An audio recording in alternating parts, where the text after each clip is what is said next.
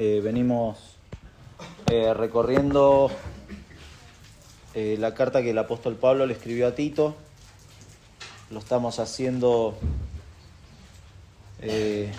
a modo de serie de predicaciones porque, bueno, como iglesia entendemos que tanto Primera de Timoteo como Tito son cartas muy importantes para pensar, para hablar y para exponer la palabra de Dios en función de lo que es la iglesia, el orden de la iglesia, cómo la iglesia debe conducirse. Pero hay verdades teológicas muy importantes que hemos podido ver y una de ellas, como el hermano lo mencionó, una de las grandes verdades es que Dios no miente en esta carta de Tito. Y este Dios que no miente ha escogido personas de medio de una masa, como dice el autor de Romanos, ¿no? Una masa que estaba perdida y sin embargo el Señor en su misericordia ha escogido a algunos en su amor, ¿no?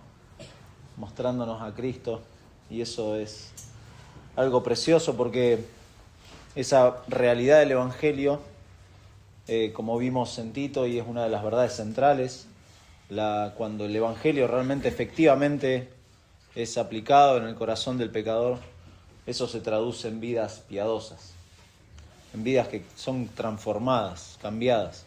Y es notable cuando uno ve a alguien, quizás es más notable cuando uno lo conoce de su vida pasada, ¿no? Y de golpe esta persona conoce a Jesucristo y su vida ha cambiado, ha sido transformada. Ahora bien, bueno, era a modo de introducción, no tiene nada que ver con... O sea, sí, tiene que ver, está relacionado. Porque Pablo después escribe en capítulo 1 acerca de los requisitos de los pastores, y estos pastores tienen que ser los que van a guiar a la iglesia acá en Creta. Es una isla bastante particular, porque Creta, lo dijimos en otras oportunidades, era un popurrí de culturas, de religiones, una mezcla. Lo hablábamos esta semana con los hermanos, era como Las Vegas, una cosa así. O no sé, si pensáramos en algún lugar más cercano, no sé, Buenos Aires, quizá. ¿No? Hay una mezcla. Y ahí lo dejó Pablo a Tito en Creta para que corrigiese algunas cosas que estaban inconclusas, pero para que estableciese ancianos en las iglesias. Y hoy nos preguntamos por qué son necesarios los pastores bíblicos en las iglesias. ¿Hacen falta realmente? ¿Por qué son necesarios? Y lo vamos a tratar de responder en estos versículos 10 al 16 de ahí del capítulo 1. Leemos y luego vamos a pedirle al Señor nos esté guiando en esta mañana. ¿Sí? Tito, capítulo 1, versículo 10, dice: porque hay aún muchos contumaces, habladores de vanidades y engañadores, mayormente los de la circuncisión, a los cuales es preciso tapar la boca, que trastornan casas enteras, enseñando por ganancia deshonesta lo que no conviene. Uno de ellos, su propio profeta, dijo: los cretenses, siempre mentirosos, malas bestias, glotones ociosos. Este testimonio es verdadero, por tanto repréndelos duramente, para que sean sanos en la fe, no atendiendo a fábulas judaicas ni a mandamientos de hombres que se apartan de la verdad. Todas las cosas son puras para los puros, mas para los corrompidos e incrédulos nada les es puro, pues hasta su mente y su conciencia están corrompidas. Profesan conocer a Dios, pero con los hechos lo niegan, siendo abominables y rebeldes, reprobados en cuanto a toda buena obra. Oramos una vez más. Señor, nuestro Dios, muchas gracias por tu palabra y gracias por este momento que podemos también adorarte juntos a través de la exposición de tu palabra, Señor. Queremos, Padre, por favor, que tu Espíritu Santo esté hablando a nuestras vidas a través de este pasaje. Y como siempre rogamos, Señor, que no solamente edifiques a tu iglesia a través de las Escrituras, sino también que obres salvación, Padre, si hay corazones aquí que aún están lejos de tu luz, lejos de Jesucristo. Señor, muéstrales a Cristo, muéstrales el valor del sacrificio de Cristo para pecadores que no merecíamos en absoluto nada de esto que en tu bondad has dado. Nos has mostrado tu amor enviándonos a tu Hijo, Señor, en cuyo nombre oramos. Amén. Amén. No sé si se ha preguntado alguna vez. Yo creo que la gente se hace muchas preguntas de muchas cosas, pero no sé si se ha preguntado alguna vez ¿para qué están, por ejemplo, ¿para qué están las fuerzas públicas? No lo veo ya. ¿Para qué están las fuerzas públicas? ¿Para qué está Leandro, por ejemplo, trabajando en la alcaldía? ¿Para qué está Mati laburando ahí con las fuerzas públicas? Es un ejemplo. ¿Por qué tenemos diferentes sectores, ¿no?, de las fuerzas públicas? Pero también otras profesiones. ¿Por qué hay, por ejemplo, abogados? No hay nadie, ¿no? Ningún abogado, por si acaso. Pero ¿por qué hay abogados en el mundo? ¿Por qué hay, otras profesiones? ¿Por qué tenemos médicos? ¿Por qué tenemos profesores? ¿Por qué tenemos maestros en el mundo? ¿Se lo ha preguntado? Pues lo damos por sentado. Son cosas que decimos, y claro, porque hay colegios, y por eso hay profesores y maestros, y porque hay hospitales. Y lo damos por sentado, porque es de todos los días, es algo rutinario, porque hay contadores públicos, porque hay martilleros que trabajan con las cuestiones inmobiliarias, etc. Bueno, déjeme responderle de manera simplista quizá. No se enoje conmigo si soy muy simplista en la respuesta que le puedo dar, pero todas estas cosas, estas profesiones y todo lo que hacemos en este mundo muchas veces está relacionado a un mundo que está bajo el pecado. ¿Por qué hay gente que trabaja en una alcaldía? ¿Por qué hay policías? ¿Por qué hay médicos? ¿Se ha puesto a pensar? No. Desde la caída del Edén ya no estamos seguros. Y por eso hoy necesitamos a alguien que nos cuide. Necesitamos eso.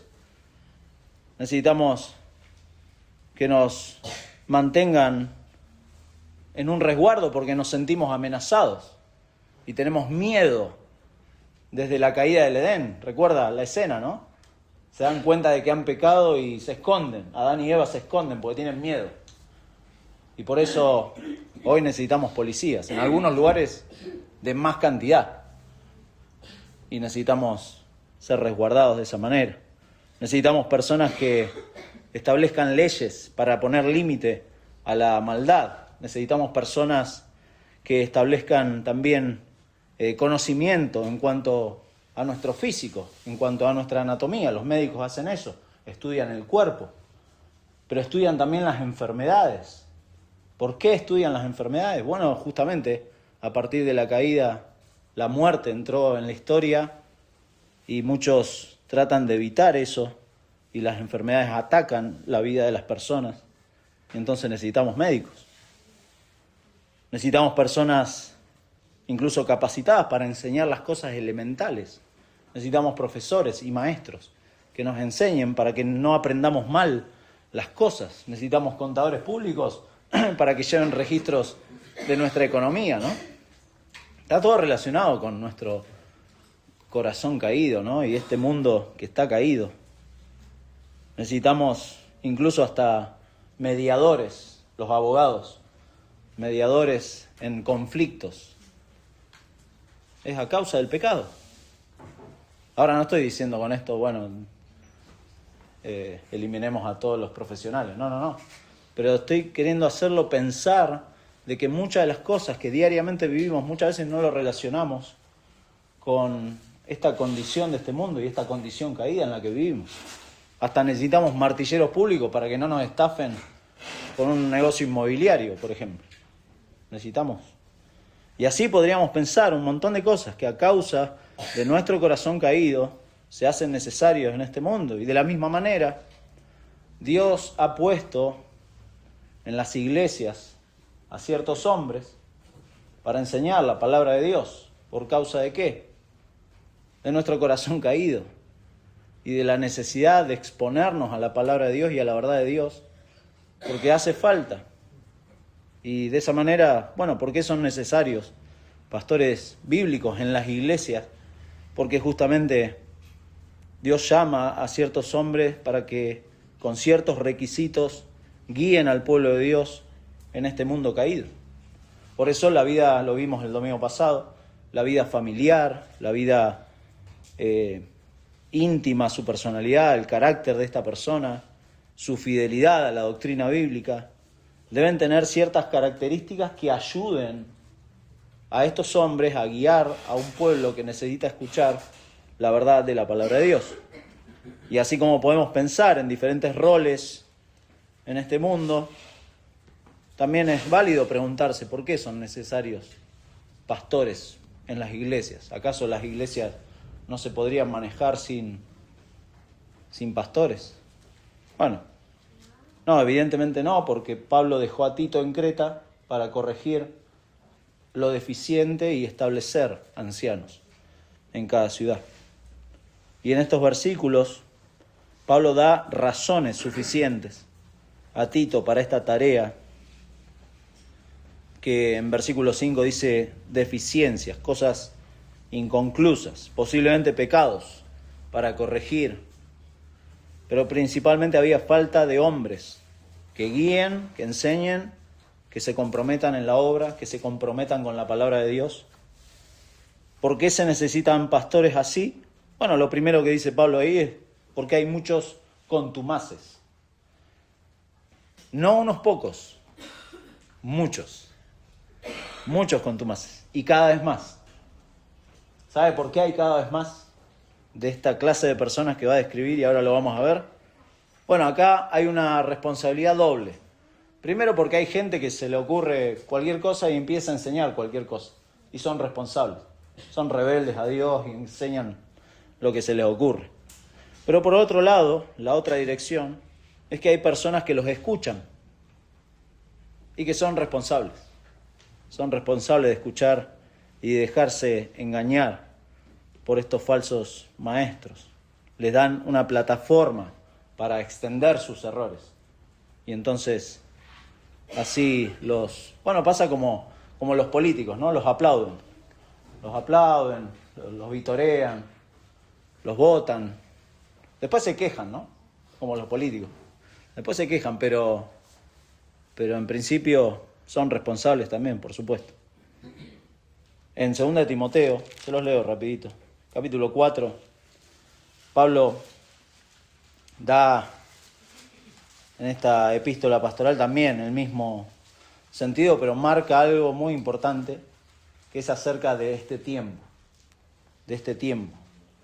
Porque vendrá tiempo, dice, capítulo 4, versículo 3, vendrá tiempo cuando no sufrirán la sana doctrina, sino que teniendo comezón de oír, se amontonarán maestros, conforme a sus propias concupiscencias, y apartarán de la verdad del oído, y se volverán a las fábulas. Interesante, porque Pablo acá no está hablando de los falsos maestros. ¿Se dio cuenta? Por los pronombres personales que usa. No está hablando de los falsos maestros. Está hablando de los que escuchan a los falsos maestros.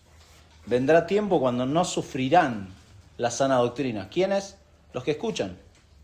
Sino que teniendo comezón de oír, ¿quiénes? Los que escuchan.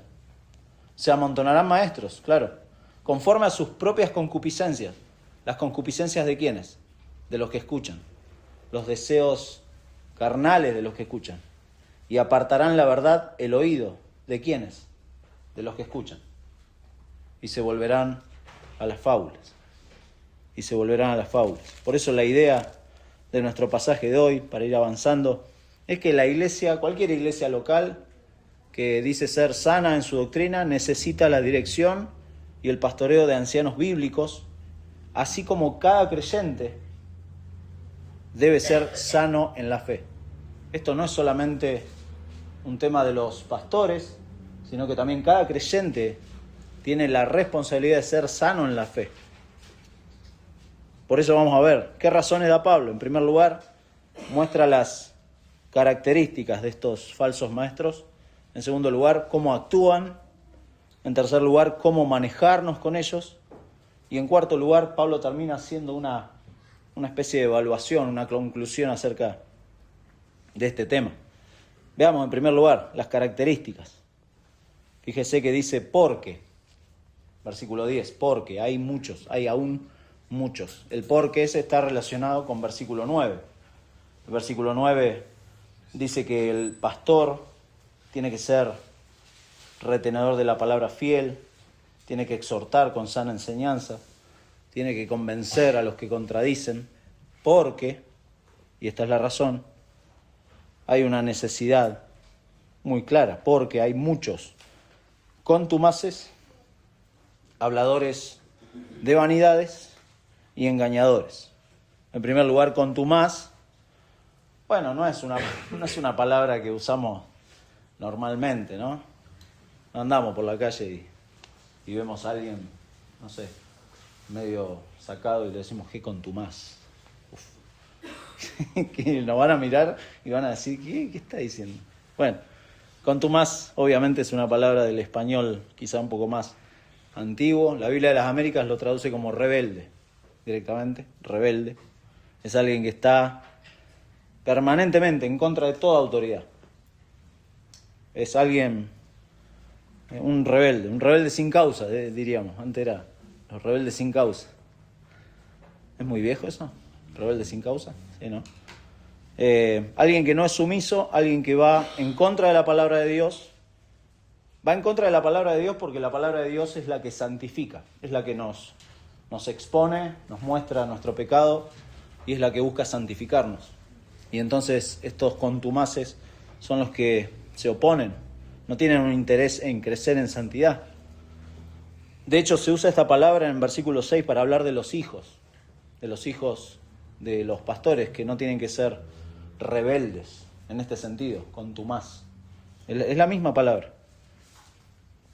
Entonces, por lógica, esta rebeldía, fíjese, va en conexión con este hablar vanidades, porque hablan cosas que no tienen valor en sí mismos. Como son rebeldes, como están en contra de la palabra de Dios, además hablan cosas que son vanidades, dice acá, sin valor. Ahora, ¿por qué hay gente que escucha a esta gente? Que escucha estas vanidades. Bueno, ahí vemos lo que dijimos antes, ¿no? La responsabilidad de los que escuchan. Si usted se pone a pensar y es honesto en su corazón, la gente no busca honestamente pastores bíblicos.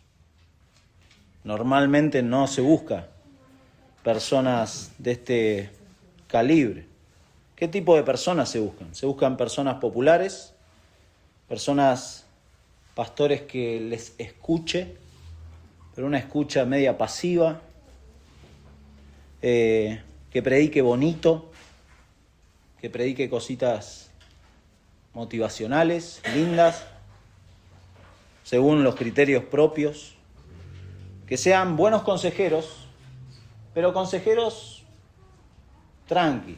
O sea, no me juzgues, no me vengas con cosas que me pueden doler en mis sentimientos. Busco eso, la gente busca eso. En definitiva, busca cosas que no están en la lista de Tito.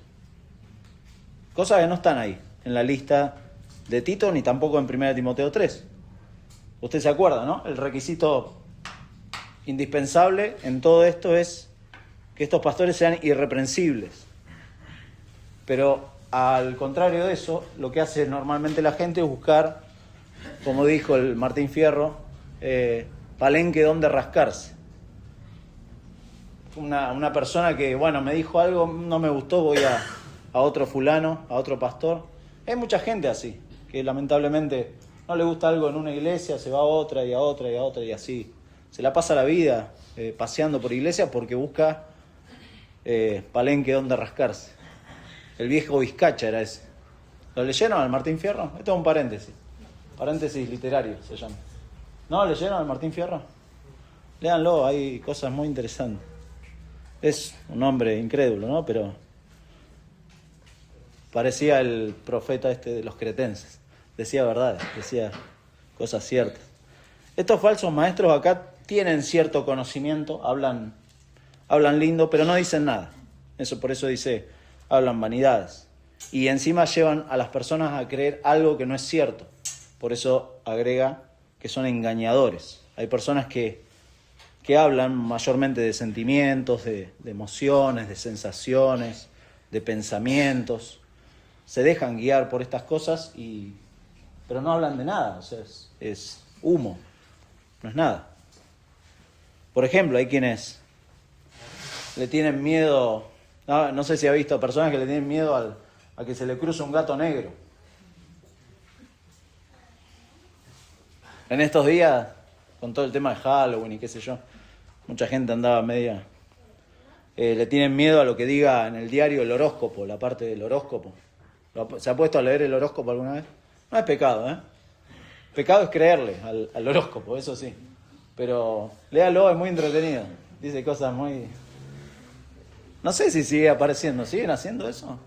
El horóscopo. Y creen en eso. O creen en los sueños. O creen en sus sentimientos. Pero no creen en Dios. No creen en lo que Dios dice en su palabra. Y están engañados. Y ¿sabe qué? Estos muchas veces están dentro de las iglesias. Fíjese, acompáñenme, Mateo 7. Mateo 7, el Señor Jesucristo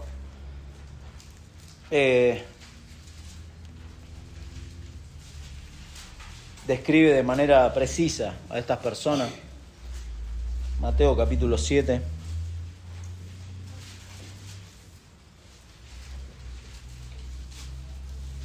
¿Sí? ¿Lo encontró? Dice Mateo 7, versículo 15, guardaos de los falsos profetas.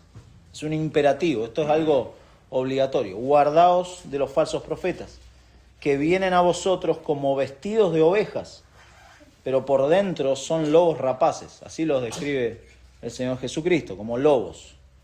Por sus frutos los conoceréis. ¿Acaso se recogen uvas de los espinos o higos de los abrojos? Una pregunta retórica. No, obviamente. Así, por consecuencia, todo buen árbol da buenos frutos, pero el árbol malo da frutos malos. No puede el buen árbol dar malos frutos, ni el árbol malo dar frutos buenos. Todo árbol que no da buen fruto es cortado y echado en el fuego. Así que, como consecuencia, por lo tanto, y cerrando la idea, por sus frutos los conoceréis. Por sus frutos los conoceréis. No es que uno puede determinar lo otro, que es muy importante, que es lo que está marcando Jesús acá, que es qué tipo de árbol es esta persona. El interior está hablando. No está hablando del fruto necesariamente, del resultado, sino que está hablando de estos lobos. Son malos árboles, porque no han sido regenerados, no son cristianos, son malos frutos de malos árboles. Y estos malos árboles son lobos rapaces. Están vestidos de oveja, pero por dentro, dice, son lobos rapaces. Tremendo.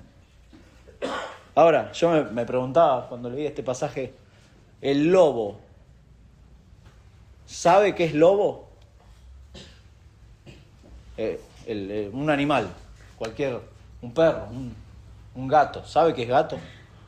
No, el lobo no sabe qué es lobo muchas veces, pero en este caso es un lobo vestido.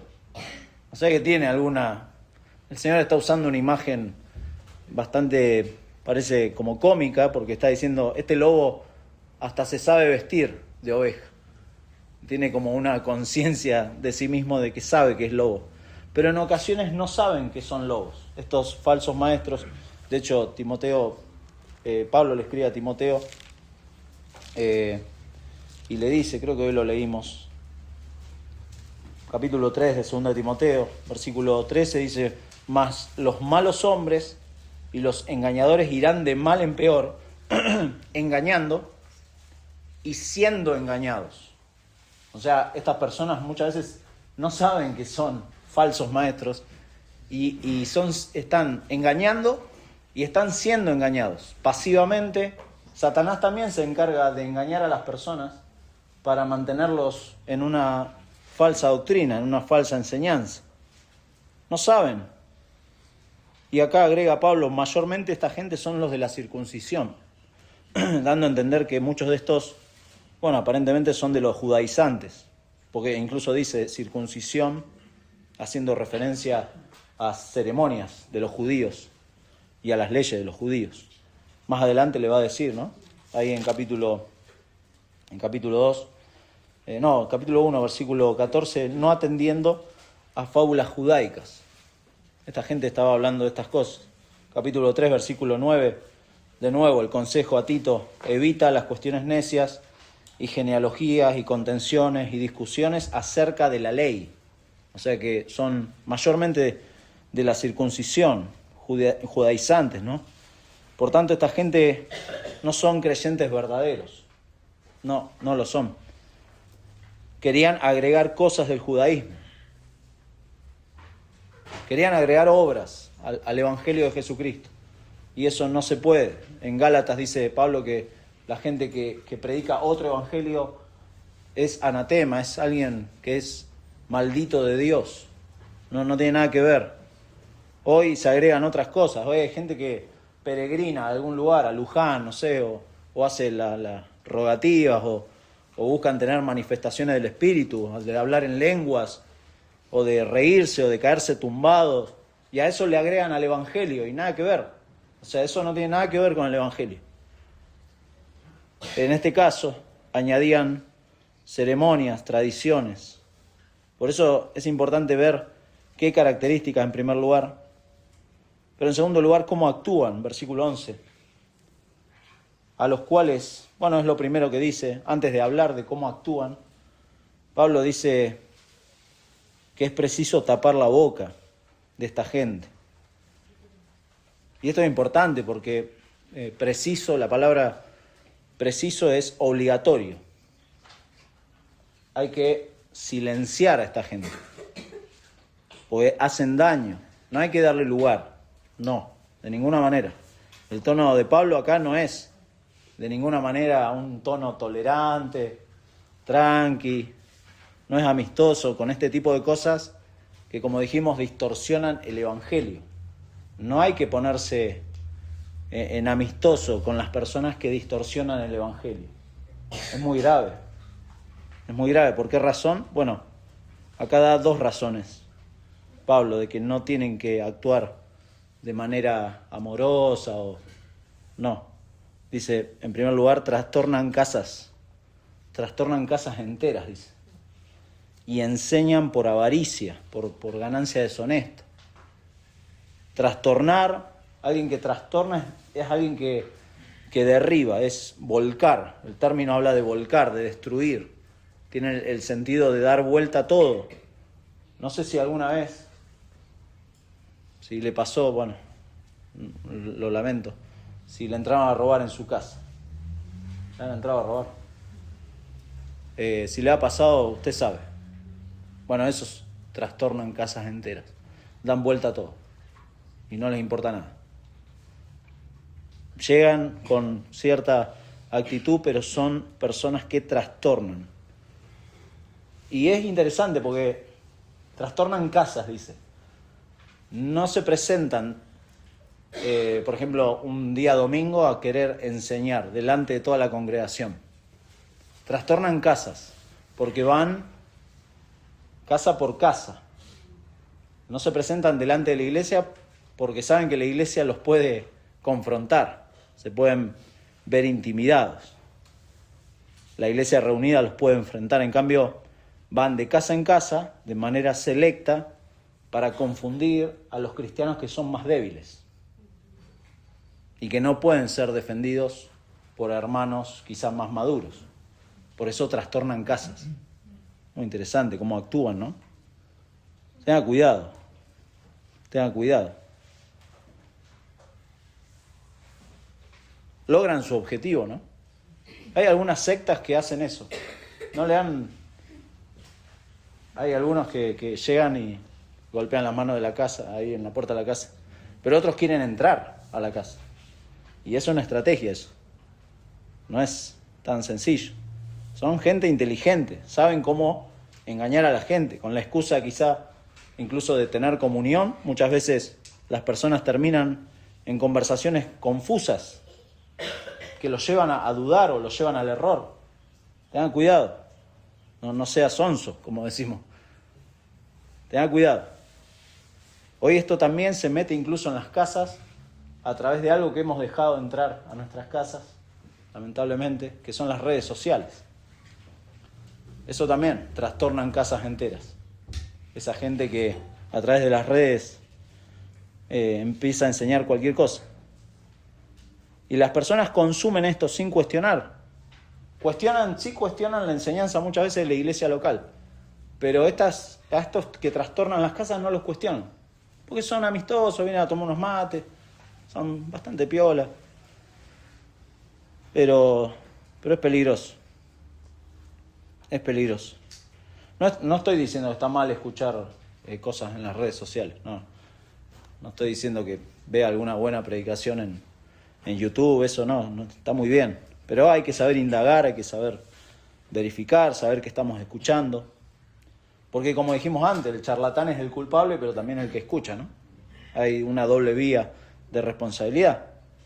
Es como el que compra algo robado. ¿Ha visto personas que... Y no sabía que era robado.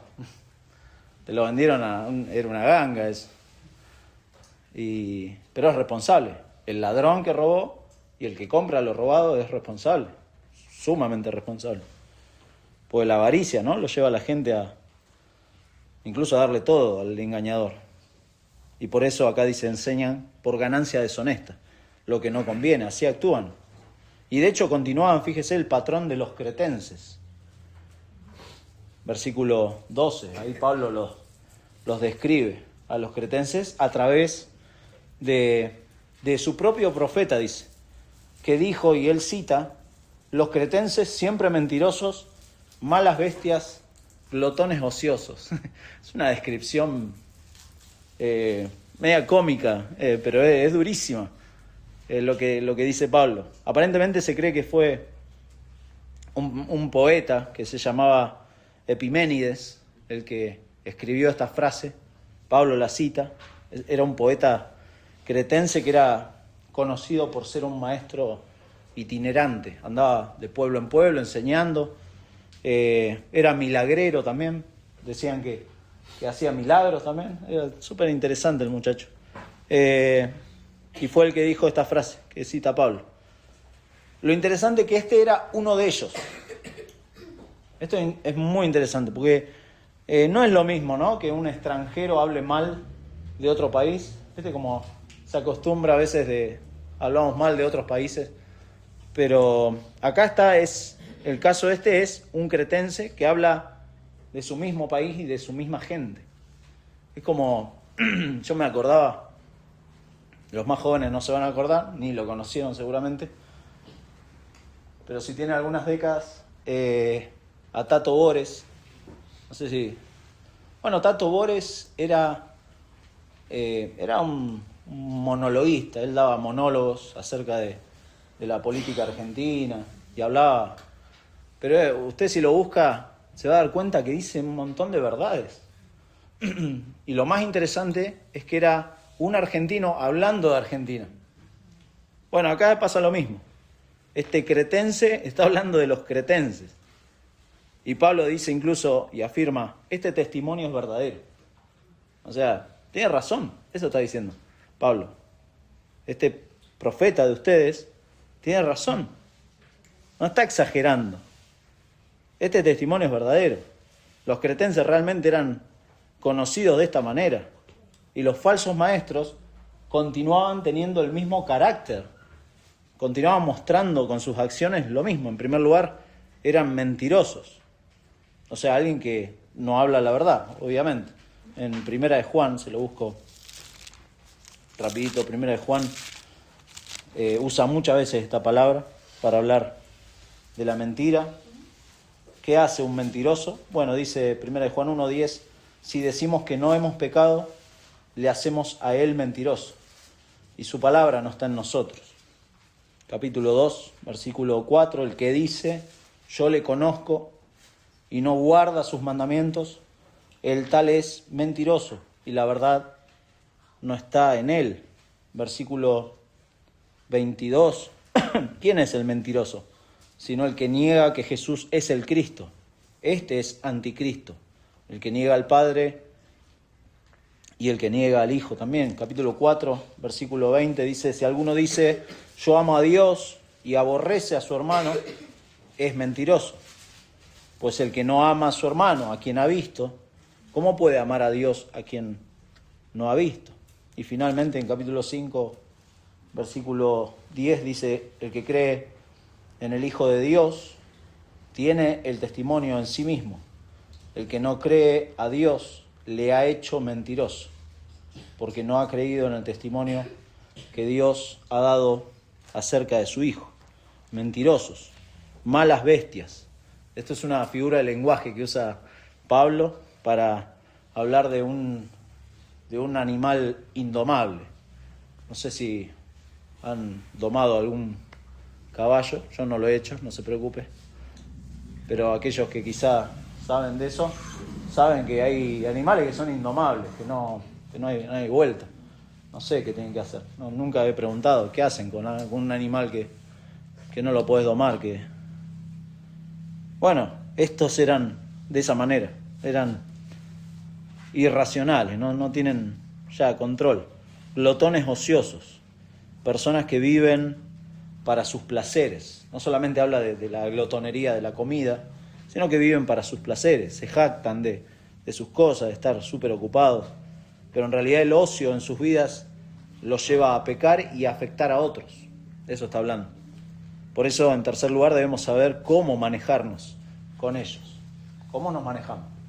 Si tienen estas características, si actúan de esta forma, ¿qué hacemos? ¿Cómo nos manejamos? Bueno, versículo 13 lo dice ahí en la segunda parte. Por tanto, repréndelos duramente. Repréndelos. Dijimos antes, hay que silenciarlos. No podemos ser como indulgentes o tolerantes. No podemos jugar con la salud de la iglesia. Yo no puedo ponerme a jugar o a ponerme a argumentar y hacerme el amistoso con alguien que yo sé que está enseñando algo que es un error. No me voy a poner a argumentar, porque tampoco soy un apologeta. Así, los apologetas son los que argumentan, esas personas. Porque quizá una palabra medio rara. No lo voy a hacer. No, dice Pablo a Tito, repréndelos duramente, porque son cosas peligrosas. Repréndelos es exponerlos. Exponelos, mostrar la falta para que no queden dudas, porque la mente y el corazón que tiene dudas es el lugar propicio para este tipo de gente, para que siga trabajando la duda en la persona. Y acá lo que describe este repréndelos duramente es un proceso final que después más adelante lo va a mencionar Pablo en capítulo 3, fíjese, capítulo 3, versículo 9, cuando le dice evita las cuestiones necias y genealogías y contenciones y discusiones acerca de la ley, porque son vanas y sin provecho. Al hombre que cause divisiones, y está hablando de esta gente, después de una y otra amonestación, deséchalo. O sea, hay un proceso de una y otra amonestación, de buscar corregirlo, de decirle, amigo, deje de enseñar estas cosas, de hablar de estas cosas, porque no es sano y no es de provecho para la iglesia, para los creyentes. Y una y otra amonestación, bueno, acá Pablo dice, ya, repréndelos duramente. Esto está en línea con Mateo 18, ¿se acuerdan? Mateo 18 habla de eso, de cómo es el proceso. Si no hay arrepentimiento, bueno, el falso maestro debe ser expuesto. Y el trato es igual para todos. Ahí en 1 Timoteo, no lo vamos a leer, pero en 1 Timoteo capítulo 5 dice que el anciano que persiste en pecar, bueno, hay que encargarse de eso. No puede quedar así, porque sí, el que persiste en pecar, en este caso hay que silenciarlo. Y si es necesario hay que echarlo. Hay que echarlo. Porque hay personas que son malas bestias, como dice. Son personas que no entran en razón. No hay que darle una plataforma para hablar, porque eso quieren. Por eso los pastores tienen que actuar y saber cómo manejarse, pero también capacitar a los creyentes para que sepan, darles herramientas a los hermanos, para que, como dice acá, sean sanos en la fe. Esto habla de salud espiritual.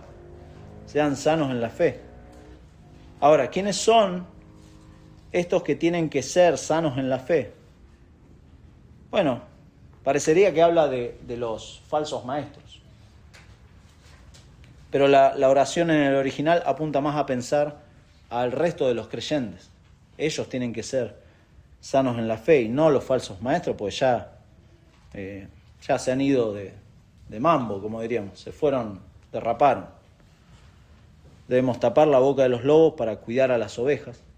Lo falso hay que sacarlo rápido. Pero Pablo en 2 de Timoteo, y acompáñenme, ese sí lo vamos a leer juntos. De vuelta, Pablo, es una página para atrás, o dos quizás. En capítulo 2, Pablo dice en versículo 23, de nuevo, desecha. O sea, esa palabra que la repite Pablo muchas veces, el desecha, es no te prendas, no te enganches con esas cosas, desecha las cuestiones necias e insensatas, sabiendo que engendran, o sea, producen y reproducen contiendas, porque el siervo del Señor no debe ser contencioso, sino amable para con todos, apto para enseñar, sufrido. Y escuche lo que dice, que con mansedumbre corrija a los que se oponen, por si quizá Dios les conceda que se arrepientan para conocer la verdad y escapen del lazo del diablo en que están cautivos a voluntad de él. O sea, Pablo da acá con 2 de Timoteo y haciendo complemento con Tito, da la idea de que, bueno, hay posibilidades de que el falso maestro se arrepienta en una y otra amonestación, pero obviamente hay que tener ciertas precauciones. Pero Pablo deja abierta esa posibilidad de que estos falsos maestros se arrepientan. Y entonces el mandato a que sean sanos en la fe, puede abarcar a todos. Obviamente el falso maestro tiene una presión mucho más alta, ¿no? Porque uno, es como cualquier incrédulo, ¿no? Para cualquier incrédulo uno desea la salvación de la persona, no desea la condenación, nada de eso. Uno desea que esa persona no solamente sea salva, sino que sea restaurada si hay algún error en su vida, pero por supuesto hay límites. Hay límites cuando esta persona difunde errores, y eso es peligroso, porque está confundiendo al resto de mis hermanos, está corrompiendo el Evangelio. Entonces hay que tener ciertos recaudos. ¿Se acuerda Pablo ahí en Hechos 20? Se los dijo a los pastores de Éfeso, que van a salir de entre ustedes personas que van a hacer daño a la iglesia. O sea, que tengan esos recaudos. Versículo 14 dice, no atendiendo, repréndelos duramente para que sean sanos en la fe. ¿De qué manera? Bueno, también, no atendiendo a fábulas judaicas ni a mandamientos de hombres que se apartan de la verdad. De nuevo, Pablo está hablando de los judaizantes. Estos eran bastante sofisticados, los judaizantes en esa época y hoy también. Hablan mucho de las genealogías. En esa época había empezado un tema con los números y hacían numerología. Y era muy sofisticado y muy interesante. Si usted se pone a investigar sobre la numerología de los judíos, súper interesante. Pero los puede atrapar de tal forma que se prenden en eso y no hace mucho, no sé si se acuerdan, cuando surgió esto del código Da Vinci. Bueno, ahí hubo como una vuelta a buscarle la numerología, los significados ocultos, cosas que nada que ver, no está en la Biblia. Esta gente era así y atraía a otras personas, sonaban bonitos, eran sofisticados, pero eran cuentos, dice acá, eran fábulas irreales, incluso incitaban a la inmoralidad. Si salimos de la Biblia, en este caso, vamos a derrapar. Si una iglesia local deja a un lado la Biblia, derrapa y nos concentramos en otras cosas. Y el legalismo tiene ese problema de plantear mandamientos míos como si fueran mandamientos de Dios. Básicamente es eso. Un mandamiento mío como si fuera de Dios. Por eso hay que, por ejemplo, dejar de comer cerdo, hay que celebrar ciertas cosas, hay que tener ciertos requisitos como muy estrictos acerca de... Pero ese tipo de cosas no salva, ni santifica a nadie. Y eso lo va a explicar Pablo en la evaluación final. Eso se puede convertir incluso en peligroso para una persona, porque se autoengaña de que es un creyente y no lo es. Suena lindo, como dice Pablo en Colosenses, ¿no? Capítulo 2. Tiene la verdad cierto ¿cómo es que dice Colosenses? No lo voy a parafrasear porque me puedo equivocar, sin duda. Colosenses, capítulo 2, dice, versículo 18, dice: nadie os prive de vuestro premio, afectando humildad y culto a los ángeles, entrometiéndose en lo que no ha visto. O sea, cosas que no tenés ni idea y te estás metiendo en algo que no tenés ni idea. Eso está diciendo Pablo. Vanamente hinchado por su propia mente carnal. Pero no era ese el versículo.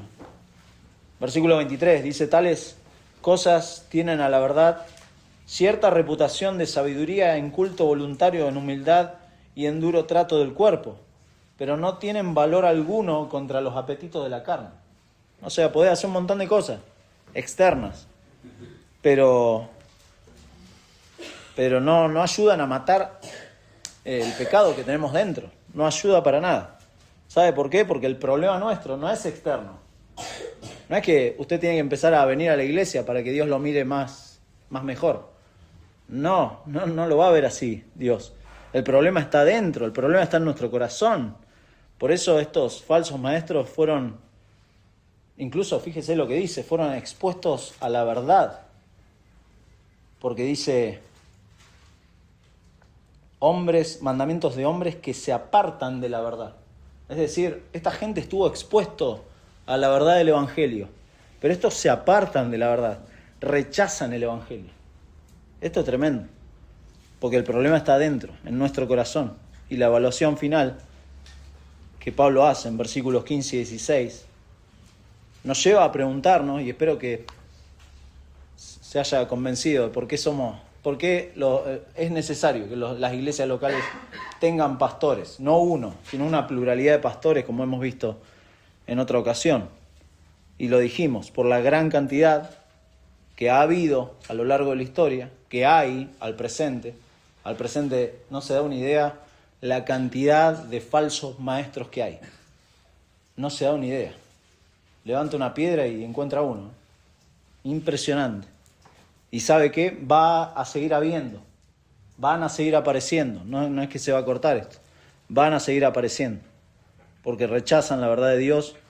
Y no conforme con eso, van a buscar afectar a los creyentes de alguna manera. Por eso hay que conocer, como dijimos, sus características, cómo actúan, cómo nos debemos manejar como iglesia. Y por ello la iglesia necesita pastores bíblicos, pero también cada creyente necesita ser sano en la fe. Y en esta evaluación final, fíjese versículo 15, dice Pablo: todas las cosas son puras para los puros, mas para los corrompidos e incrédulos nada les es puro, pues hasta su mente y su conciencia están corrompidas. Bueno, es un pasaje, un versículo como que está concluyendo Pablo, pero a la vez es medio... no se entiende bien de primera, ¿no? Pero sí hay claramente dos calificativos ahí. Hay personas que son puras y hay personas que son impuras, dice. Y esta evaluación en el contexto, si usted se fija, es una evaluación, como dijimos, de la vida espiritual interior de la persona. No está hablando de lo exterior. Hay personas que son puras y hay personas que son impuras. Cuando una persona es pura en su corazón y en su mente, su perspectiva, su cosmovisión de las cosas también se ven puras. Debido a que la pureza interna de una persona, y ahora vamos a explicar eso, siempre produce pureza externa. Ahora, algo muy básico es que toda falsa religión, cualquier falsa religión, tiene como creencia algo básico, es que uno se hace justo o se purifica por buenas obras. Una falsa religión, como creencia básica, tiene esta idea de que uno se purifica por hacer buenas obras. Si uno hace ciertas cosas, si se abstiene de ciertas cosas, entonces piensa que de esa manera está agradando a Dios y se purifica. Eso es una falsa religión. Donde sea, sea en el catolicismo, sea en los musulmanes, sea en el budismo, sea incluso en muchos evangélicos, piensan que, bueno, si uno hace buenas cosas, Dios se va a agradar de ellos. Y entonces la humanidad se divide en estas dos religiones, la de las obras o la de la justificación por la fe. Siempre es así. Es decir, cuando se habla de pureza, es la forma en que me presento delante de Dios, si soy puro o no. Es un punto muy importante. Es una forma clara de hacernos esta pregunta: ¿cómo una persona puede ser pura? ¿O cómo alguien puede presentarse justificado y puro delante de Dios por sus medios? ¿Cómo hacemos eso? Bueno, lo va a mencionar más adelante. Fíjese, capítulo 2, versículo 13, dice al final, habla de nuestro Salvador Jesucristo, nuestro gran Dios y Salvador Jesucristo. Versículo 14, quien se dio a sí mismo por nosotros para redimirnos de toda iniquidad y purificar. Ahí está. Purificar para sí un pueblo propio, celoso de buenas obras. Esa es la forma. Nunca el hombre, nunca a lo largo de la historia y a lo largo de la Biblia, nunca fue justificado por las obras. Nunca. En ningún lugar de las páginas de la Biblia usted me va a decir, no, este hombre sí fue justificado por sus obras. No, en ningún lado aparece eso. En ningún punto de la historia. Siempre fue la gracia de Dios. Si alguien es salvo, es por la gracia de Dios. No ha hecho nada para salvarse. Siempre es por la gracia de Dios, que le extiende misericordia. Usted puede prender velas, usted puede rezar rosarios, puede repetir oraciones, puede decir que ha tenido visiones, que ha tenido experiencias de todo tipo. Pudo haber sido bautizado, pudo haber sido alguien que participó un montón de veces de la cena del Señor, de esta cena que hoy vamos a celebrar también. Pudo haber hecho un montón de cosas, pero nada de eso, nada de esas cosas tienen poder para salvar. Nada de esas cosas tienen poder para salvar. Por eso es muy importante que todas estas prácticas, que nosotros lo hacemos, no es que lo hacemos y decimos, no tiene valor. Sí, claro que tiene valor. Es un recordatorio precioso. Pero si lo hacemos como resultado de un corazón puro. Porque le creo a Dios. Pero si practico estas cosas y no son resultado de un corazón purificado por la sangre de Cristo, esto se puede volver muy peligroso. Porque me puede engañar y me puede decir, vos sos un creyente, vas todos los días a la iglesia, te has bautizado, has hecho estas cosas, lees la Biblia todos los días. Pero si Cristo no ha hecho esta obra de purificación, no hay nada. Fíjese cómo el mismo Señor Jesucristo en Mateo capítulo 15 lo explica, lo dice. Justamente le habla a los religiosos de su época, a la gente que hacía un montón de cosas para Dios. Incluso le fueron, ahí en capítulo 15, fueron y le dijeron a Jesús, yo me imagino estas escenas, tremendo, porque llegando los religiosos le preguntan, ¿por qué tus discípulos quebrantan la tradición de los ancianos? Porque no se lavan las manos cuando comen pan. Mirá la preocupación que tenía esta gente. Bueno, Jesús, no lo vamos a leer todo. Jesús le empieza a explicar, pero fíjese lo que le dice versículo 11. No lo que entra en la boca contamina al hombre, mas lo que sale de la boca, esto contamina al hombre. Entonces, acercándose, sus discípulos le dijeron, y esto también es como tragicómico esto, ¿sabes que los fariseos se ofendieron cuando oyeron esta palabra? Pero respondiendo él, dijo, y también tremendo, toda planta que no plantó mi Padre Celestial será desarraigada. Malos árboles, dejadlos, son ciegos, guías de ciegos. Y si el ciego guiare a otro ciego, ambos caerán en el hoyo. Respondiendo Pedro le dijo, explícanos esta parábola. No la del árbol. Pedro lo tuvo en claro eso. Entendió que el árbol malo iba a ser desarraigado, que el ciego guía de ciego, iban a caer los dos al pozo. Eso lo tenía en claro. La duda de Pedro era acerca de esto de por qué lo que entra en la boca no contamina al hombre. Y Jesús le dijo, versículo 16, ¿también vosotros sois aún sin entendimiento? ¿No entendéis que todo lo que entra en la boca va al vientre y es echado en la letrina? Pero lo que sale de la boca, del corazón sale. Y esto contamina al hombre.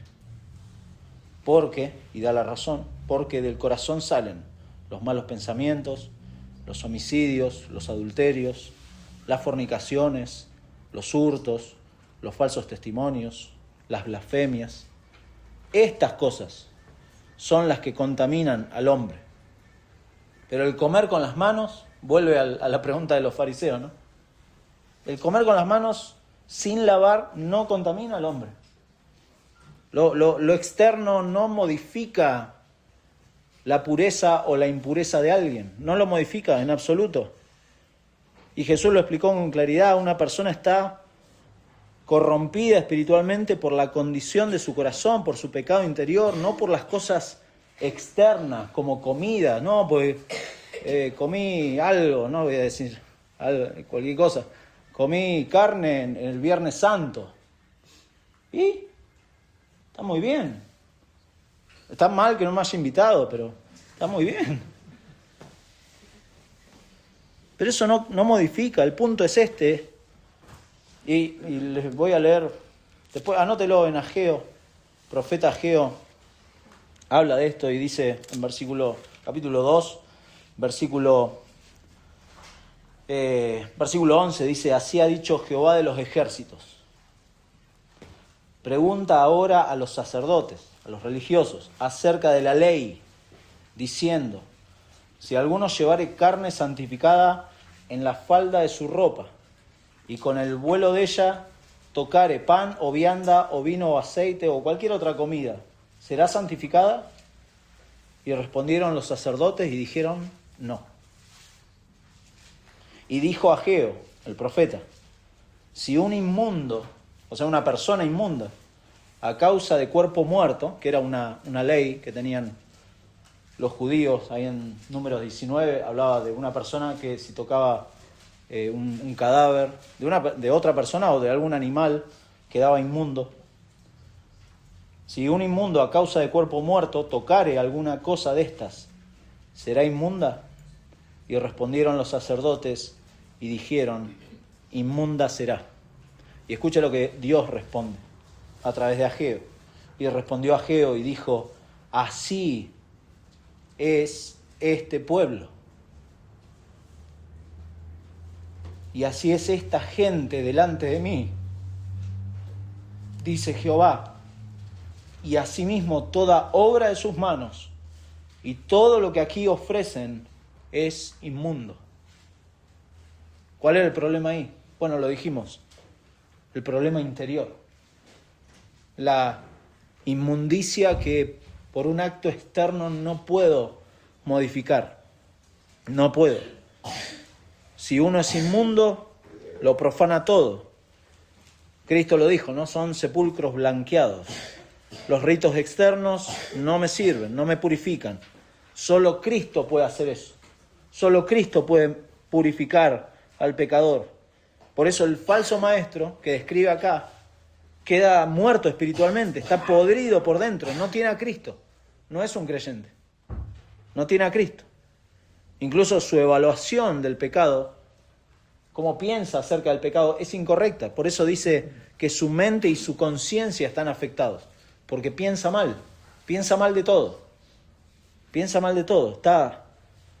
no sabe lo que es puro, no puede evaluarlo correctamente y tampoco considera que Jesucristo es el único que puede no solamente modificar el corazón, sino que puede purificar a esa persona a través de su sacrificio. Entonces los impíos se mantienen en esta mente cauterizada. Así éramos nosotros, mi hermano. Y el Señor ha tenido gracia. No nos ha dejado así inmundos, porque tampoco hubiéramos podido por nuestros medios. Dios ha tenido misericordia al enviar a Cristo para purificar un pueblo propio, dice más adelante, celoso de buenas obras. Y por eso dice, versículo 16, profesan conocer a Dios. Esta gente habla bien de Dios, profesan conocerlo, pero con los hechos lo niegan, siendo abominables y rebeldes, reprobados en cuanto a toda buena obra. Este es el cierre que Pablo le da. La corrupción de esta gente se refleja en sus vidas. Profesan conocer a Dios. El profesan lo dicen públicamente, abiertamente, de que son creyentes. Hoy no sé si se ha dado cuenta, hoy hay menos vergüenza que antes de decir que uno es creyente. Antes era como más retraído uno. Pero hoy como que se ha vuelto más normal de que haya muchos que van a alguna iglesia. Yo también soy evangélico. Sí, yo también. Y terminan todos siendo hermanos. Profesan conocer a Dios. Bueno, hay que ver sus vidas, hay que conocerlos. Hay que ver. Por más que vayan a alguna iglesia, por más que digan las personas que creen en Dios, profesan. Pero las vidas hablan más fuerte. Y esta gente mostraba con sus vidas su rebelión contra Dios. Una vida de ceremonias externas delante de Dios no sirve para nada. Y Dios lo sabe. Nosotros tenemos que saberlo. Porque la profesión sola va a dejar en algún momento en evidencia lo que realmente somos. Entonces lidiamos con esta realidad del pecado, de restaurar pecadores. La iglesia es un lugar de restaurar pecadores también. Eso es muy importante. Deseamos, el Señor permita que veamos, sería tremendo, ¿no? Ver un falso maestro convertirse al Evangelio y, bueno, pero si no, bueno, que sean expuestos y que sean expulsados. No tenemos que ponernos a jugar con esto. No podemos pensar que somos más amorosos o más sabios que Dios. Hay que exponer los errores y hay que no ponerse a jugar con esto. Algo precioso que uno sabe es que un falso maestro jamás va a poder engañar a un escogido de Dios. Esto es una verdad tremenda porque es Dios el que nos guarda. Es Dios el que nos tiene en sus manos y entonces uno está tranquilo en eso, pero también hay una responsabilidad de que no debemos permitir que suceda, que haya personas que abiertamente hablen de otro evangelio. Y de la misma manera que entendemos que ningún escogido de Dios va a ir al cielo si no escucha el evangelio, así somos responsables de predicarlo. Pero también, en este caso, somos responsables de exhortar a cada persona que es cristiana a no prestar atención a estos falsos maestros. ¿Por qué? Y lo termina diciendo Pablo acá, son reprobados en cuanto a toda buena obra. Se jactan de hacer buenas obras, pero finalmente todo va a ser un fraude. Un fraude. Y Tito debía ser diferente en esto. Fíjese cómo le dice Pablo, y con esto vamos terminando. Versículo 7 de capítulo 2. Presentándote tú, le habla a Tito, en todo como ejemplo de buenas obras.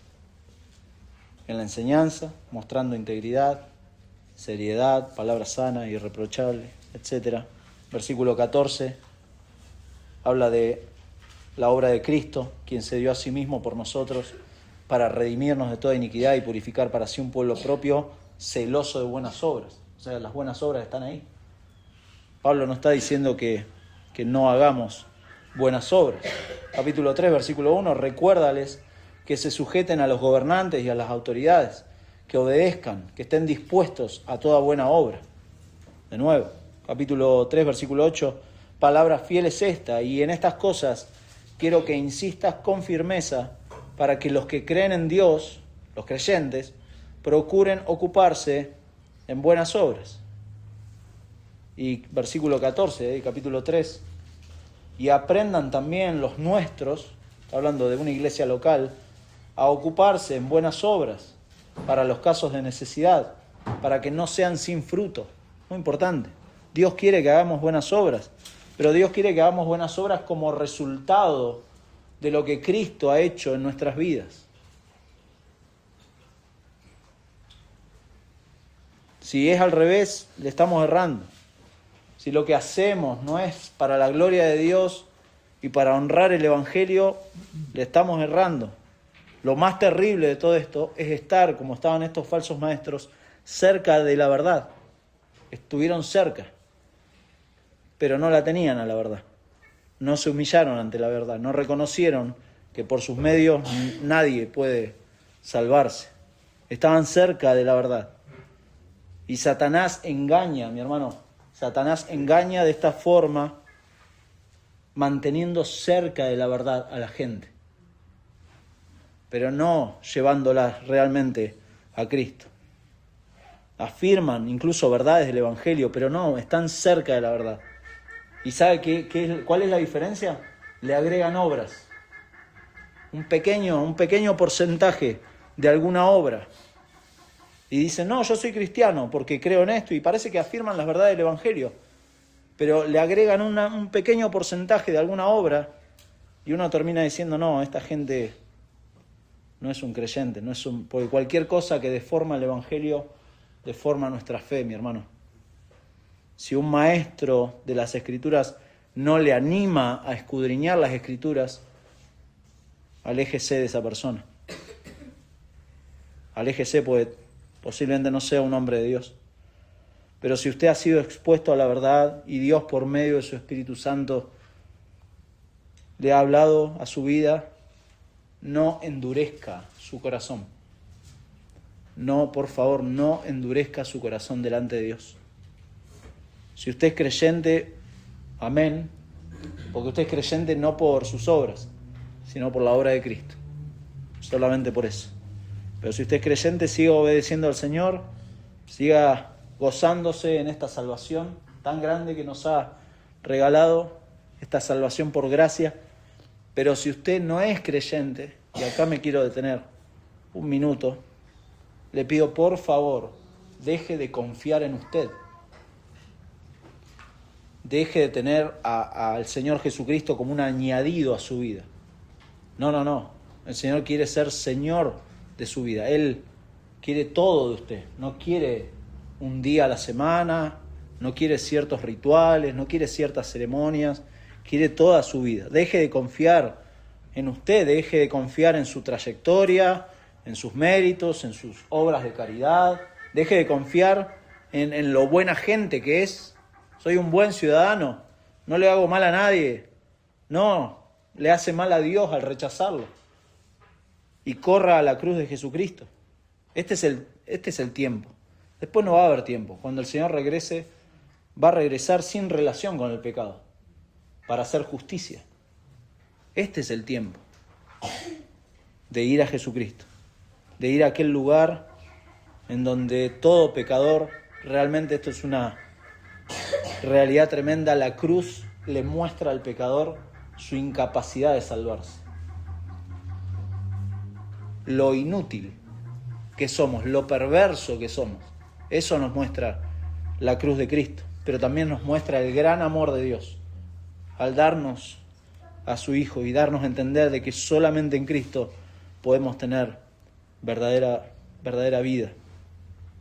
Por eso esta cena del Señor, yo disfruto cada vez que podemos mirar estos símbolos, que podemos celebrar y que nos recuerda justamente esto, la centralidad de Jesucristo y su obra redentora a favor de la iglesia. Así que vamos a orar y luego vamos a pasar el tiempo de la cena.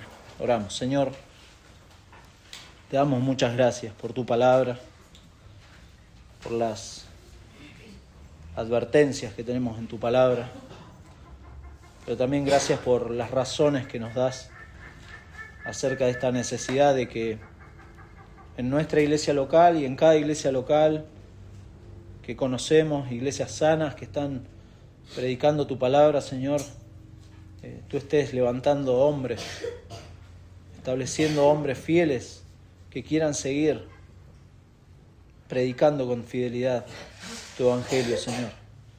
Gracias porque las razones principales están en el hecho de que hay mucho error en este mundo. Satanás se encarga de multiplicar estos falsos maestros, pero también hay una gran responsabilidad de las personas de escucharlos. Señor, y rogamos, Señor, que libres de ese lazo a esas personas para que dejen de escuchar el error. Señor, que seamos nosotros medios para llevarles el Evangelio y ayudarlos en este sentido, porque no saben en el peligro en el que están, Señor. Y por favor, guárdanos de profesar solamente y que con nuestras vidas no estemos reflejando las verdades del Evangelio, Señor. Gracias porque los creyentes contamos con una tremenda ayuda y consuelo que es la persona del Espíritu Santo morando en nosotros. Señor, y eso es garantía, el sello de garantía de que somos tus hijos, el sello de garantía de que vas a volver a buscarnos, pero también la garantía de que vamos a ser guiados para vivir esta vida de piedad que tú pides de tu pueblo, Señor. Gracias por tu palabra, acompáñanos en el resto de esta jornada, Señor, guíanos ahora al celebrar la cena del Señor y que todo, Padre, redunde para tu gloria, para exaltar el nombre de Cristo, Señor, por el cual tu iglesia se reúne y este es el único propósito por el cual hoy podemos disfrutar de este tiempo, Señor. Saber de que el Señor Jesucristo ha dado su vida en favor de un pueblo que no merecía nada de esto y hoy sigue salvando pecadores para su gloria. Como leíamos hoy en Isaías 53, verá linaje. Y tu iglesia sigue predicando el Evangelio con ese fin, de que el cielo se alegre y de que nuestro Señor Jesucristo vea ese linaje que tú ya has escogido desde antes de la fundación del mundo. Pero hoy es nuestra responsabilidad también, Señor, de seguir predicando el Evangelio a favor de tus escogidos, Señor. Gracias por este tiempo, oramos en el nombre de Jesús. Amén. Amén.